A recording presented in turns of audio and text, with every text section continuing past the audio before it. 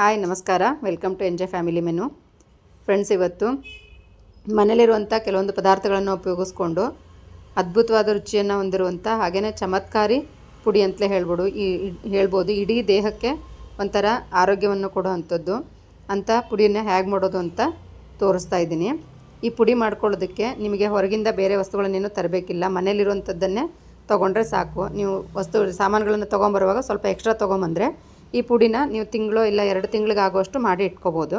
ಇಲ್ಲಿ ನಾನು ಅಜ್ವಾನ, ಕರಿ ಜೀರಿಗೆ, ಸೋಂಪುಕಾಳು ಹಾಗೆಯೇ ಮೆಂತ್ಯ ಮತ್ತು ಜೀರಿಗೆನ ಉಪಯೋಗಿಸ್ಕೊಳ್ತಾ ಇದ್ದೀನಿ. ಇಷ್ಟನ್ನು ಉಪಯೋಗಿಸ್ಕೊಂಡು ಅದ್ಭುತವಾದ ಪುಡಿನ ಮಾಡ್ಕೊಳ್ಳೋದನ್ನು ತೋರಿಸ್ತಾ ಇದ್ದೀನಿ.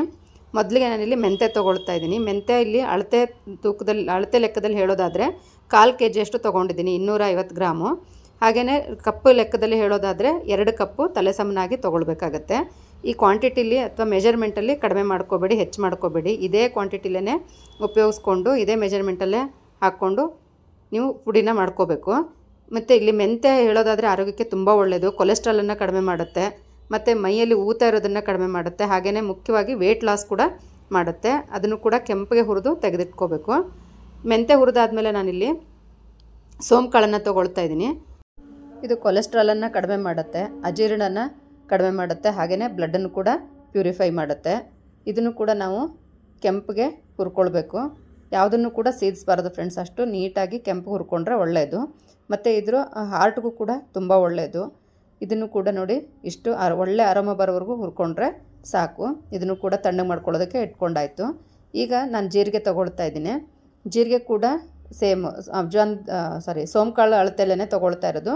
100 ಗ್ರಾಮ್ನಷ್ಟು, ಕಪ್ ಅಳತೆಯಲ್ಲಿ ಆದರೆ 1.5 ಕಪ್ನಷ್ಟು. ಜೀರಿಗೆ ಕೂಡ ನಮಗೆ ಡೈಜೆಷನಲ್ಲಿ ತುಂಬ ಒಳ್ಳೆ ಹೆಲ್ಪ್ ಮಾಡುತ್ತೆ ಫ್ರೆಂಡ್ಸ್. ಹಾಗೆಯೇ ಇದು ಐರನ್ ಕಂಟೆಂಟ್ ಜಾಸ್ತಿ ಇರೋದ್ರಿಂದ ಬಾಡಿಗೆ ಐರನ್ ಕೂಡ ಜಾಸ್ತಿ ಸಿಗುತ್ತೆ ಇದನ್ನು ಹೆಚ್ಚಾಗಿ ಉಪಯೋಗಿಸ್ಕೊಳ್ಳೋದ್ರಿಂದ.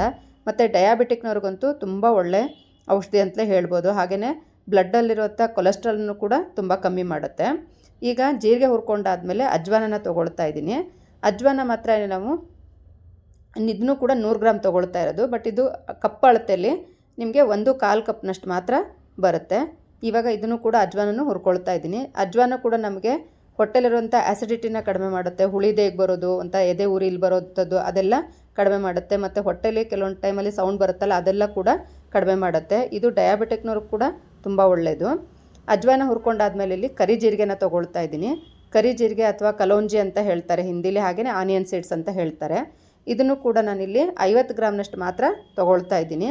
ಇದು ಆ್ಯಂಟಿ ಆಕ್ಸಿಡೆಂಟ್ಸ್ ಕೆಲಸನ ಮಾಡುತ್ತೆ ಫ್ರೆಂಡ್ಸ್. ಮತ್ತು ಕೊಲೆಸ್ಟ್ರಾಲನ್ನು ಕಡಿಮೆ ಮಾಡುತ್ತೆ. ಕ್ಯಾನ್ಸರ್ನವ್ರಿಗೂ ಕೂಡ ತುಂಬ ಒಳ್ಳೆ ಔಷಧಿ ಅಂತ ಹೇಳ್ಬೋದು ಕರಿ ಜೀರಿಗೆ. ಇವೆಲ್ಲವನ್ನು ತಣ್ಣಗೆ ಮಾಡ್ಕೊಳ್ಳೋದಕ್ಕೆ ಬಿಡಬೇಕು. ಎಲ್ಲ ಹುರಿದ್ಬಿಟ್ಟು ಒಂದು ಪಾತ್ರೆಯಲ್ಲಿ ಹಾಕಿ ಇದನ್ನು ಗಾಳಿಗಿಟ್ಟರೆ ಒಳ್ಳೆಯದು. ತಣ್ಣಗೆ ಮಾಡ್ಕೊಂಡಾದಮೇಲೆ ಒಂದು 2 ಟ್ರಿಪ್ಪಲ್ಲಿ ಪುಡಿ ಮಾಡ್ಕೊಳ್ಳಿ. ಪುಡಿನೂ ಕೂಡ ಸ್ವಲ್ಪ ತರ್ತರೆಯಾಗಿ ಮಾಡ್ಕೊಳ್ಬೇಕು, ಕುಡಿಯೋವಾಗ ಗಂಟ್ಲಿಗೆ ಮೆತ್ಕೊಳ್ಳಲ್ಲ, ಅದಕ್ಕೋಸ್ಕರನೇ. ಇದು ಪುಡಿನ ಕೂಡ ಒಂಥರ ನೀವು ರವೆಯಾಗಿ ಪುಡಿ ಮಾಡಿಕೊಂಡ್ರೆ ಒಳ್ಳೆಯದು. ಪುಡಿ ಕೂಡ ರೆಡಿಯಾಗಿದೆ. ನಾನು ಇದನ್ನು 2 ಟ್ರಿಪ್ಪಲ್ಲಿ ಪುಡಿ ಮಾಡ್ಕೊಂಡಿದ್ದೀನಿ. ಇದು ಡಯಾಬಿಟಿಕ್ನವ್ರಿಗೆ ಒಳ್ಳೆ ಔಷಧಿ ಫ್ರೆಂಡ್ಸ್. ಇದು ಯಾರೇ ಆಗಲಿ, ಅಕಸ್ಮಾತ್ ವೆಯ್ಟ್ ಲಾಸ್ ಮಾಡಬೇಕು ಅಂದ್ಕೊಂಡಿದ್ದೀರ ಅಂದರೂ ಕೂಡ ಅವ್ರಿಗೂ ಹೆಲ್ಪ್ಫುಲ್ ಆಗುತ್ತೆ.